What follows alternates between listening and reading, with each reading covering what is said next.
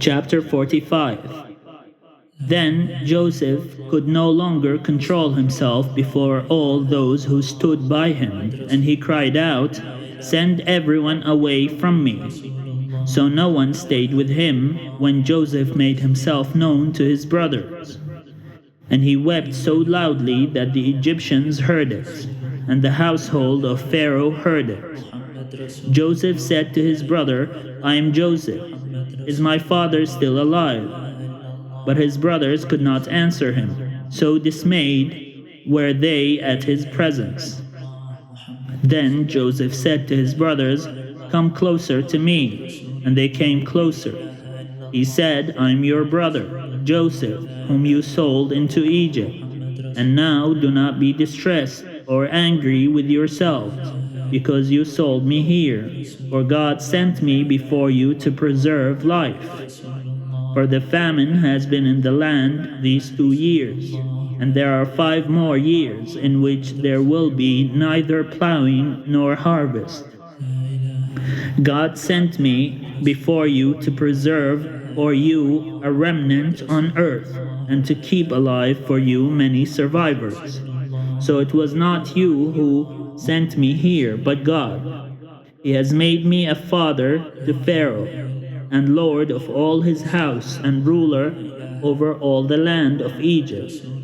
Hurry and go up to my father and say to him, 'Thus says your son Joseph, God has made me lord of all Egypt. Come down to me, do not delay.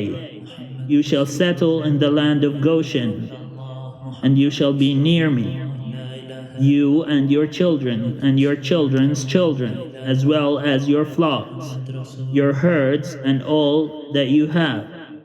I will provide for you there, since there are 5 more years of famine to come, so that you and your household and all that you have will not come to poverty. And now your eyes and the eyes of my brother Benjamin see that it is my own mouth that speaks to you. You must tell my father how greatly I am honored in Egypt, and all that you have seen. Hurry and bring my father down here." Then he fell upon his brother Benjamin's neck and wept, while Benjamin wept upon his neck.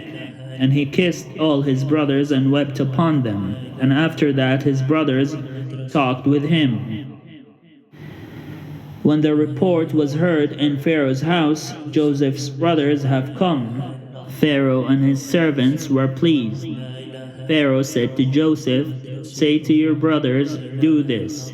Load your animals and go back to the land of Canaan.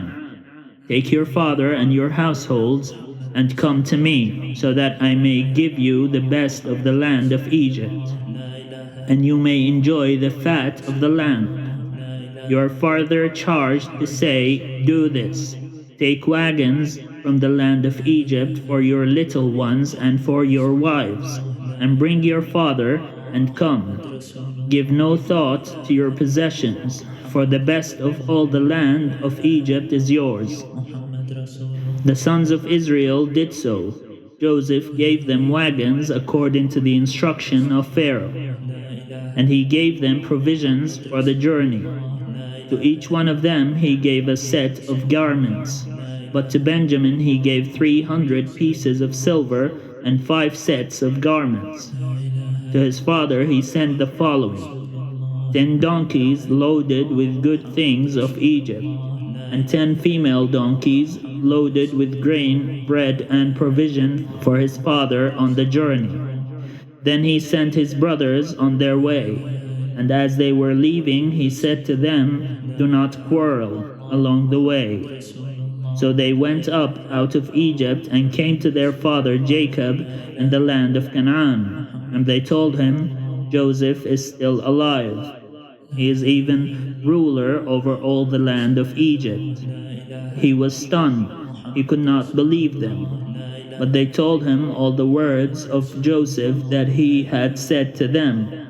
And when he saw the wagons that Joseph had sent to carry him, the spirit of their father Jacob revived. Israel said, "Enough. My son Joseph is still alive. I must go and see him before I die. He was blind, and Joseph sent his garment with them, and he told them to throw it on his face to see again, and they did. He recovered his sight.